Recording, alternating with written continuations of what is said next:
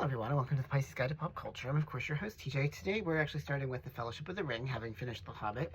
So I'm actually going to start with concerning hobbits and the sort of anthropology lesson that we get at the beginning of the book, which I find to be a really fascinating approach, both textually in the sense that it is sort of a dispassionate look at what the Hobbit society is like, but it also helps sort of situate us back in this world that we may have left for a while, assuming that we haven't read The Hobbit for quite some time. And I just find it very fascinating the way that Tolkien presents us with this essentially, like I said, a history lesson / anthropology. He gives us insight into who the hobbits were, where they came from, as well as how their sort of social organization works, and it's all presented with a sort of dispassionate view.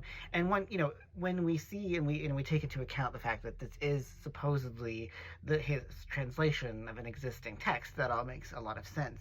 And as Michael Drought pointed out in the book that I reviewed a couple weeks ago, I think that is a key part of why the Lord of the Rings is so immersive, is because it really takes as its structure, its basic level, the idea that you are holding in your hands an actual translation of events that happen. So there's multiple layers of metatextuality going on that I think are very effective. And it's also just fascinating to see the complicated history of the hobbits, that they themselves have often forgotten many parts of this.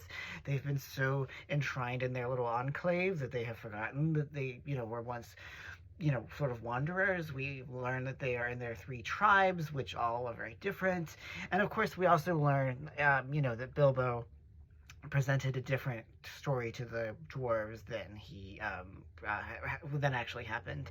So there's a lot going on. It's a prologue, and it's not action driven, it's not narrative driven, but it's so engaging and so captivating precisely because it offers us something that we're not always used, and certainly now in the present are not always used to seeing within fantasy literature. And it doesn't talk down to us, it really takes us seriously as readers.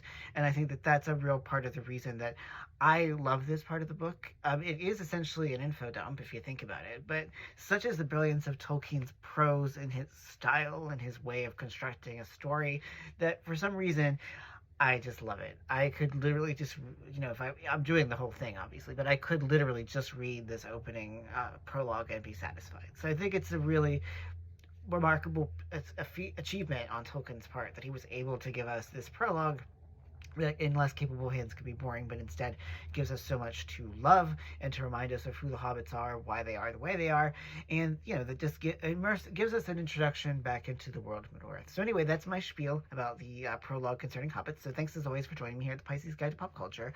Take care, y'all.